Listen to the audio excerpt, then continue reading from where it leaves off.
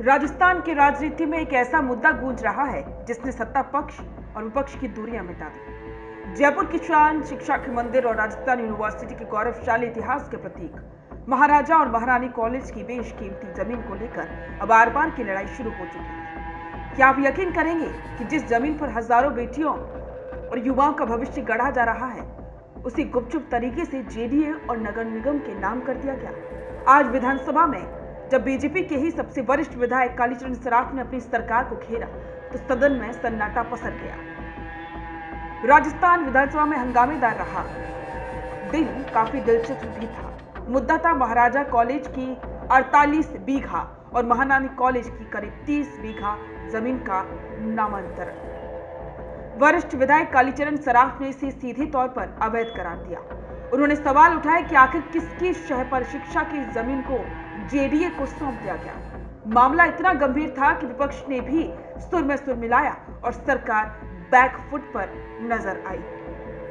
दरअसल जुलाई 2025 में राजस्थान यूनिवर्सिटी प्रशासन को तब झटका लगा जब पता चला कि जिला प्रशासन के एक अधिकारी की गलती से इस जमीन को रिकॉर्ड में रेवेन्यू लैंड दर्ज कर दिया गया है। इस विवाद को समझने के लिए हमें इतिहास के पन्नों को पलटना होगा। महारानी कॉलेज सिर्फ एक इमारत नहीं बल्कि महिला सशक्तिकरण की एक क्रांति है। इसकी नींव आजादी से पहले 1 अगस्त 1944 को रखी गई थी। कहा जाता है कि जब महारानी गायत्री देवी विवाह के बाद जयपुर आई तो उन्होंने देखा कि कुलीन घरों की महिलाएं भी सख्त पर्दे में रहती हैं। उन्होंने महाराजा मान सिंह द्वितीय से महिलाओं को शिक्षित करने और पर्दा प्रथा को खत्म करने की जिद की। इसी संघर्ष का नतीजा था 4 जुलाई 1943 को खोला गायत्री देवी स्कूल और उसके बाद 1 साल बाद बना इंटरमीडिएट कॉलेज फॉर वुमेन। शुरुआत में कॉलेज आमेर रोड के माधव विलास महल में चलता था, जिसे 12 अगस्त 1947 को वर्तमान राम सिंह रोड कैंपस में शिफ्ट किया गया। उस वक्त यहाँ सिर्फ 11 छात्राएं और 3 शिक्षक थे। आज वही कॉलेज 8000 से ज्यादा छात्राओं का घर है, जहाँ एडमिशन लेना आज भी किसी सपने जैसा होता है। 1962 में ये कॉलेज राजस्थान यूनिवर्सिटी का हिस्सा बना, लेकिन अब प्रशासन की एक कथित गलती ने करोड़ों अरबों की इस जमीन को विवादों के घेरे में लाकर खड़ा किया है। यूनिवर्सिटी प्रशासन अपनी इस जमीन को बचाने के लिए कानूनी लड़ाई लड़ रहा है तो वहीं छात्र सड़कों पर हैं। विधायक कालीचरण सराफ का अपनी ही सरकार के अधिकारियों पर सवाल उठाना ये बताता है कि पर्दे के पीछे कुछ बड़ा खेल चल रहा है।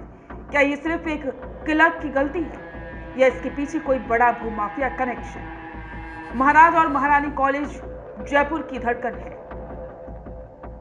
अगर इनकी जमीन छीन ली गई तो ये सिर्फ एक यूनिवर्सिटी की हार नहीं बल्कि राजस्थान की विरासत का एक बड़ा प्रहार होगा।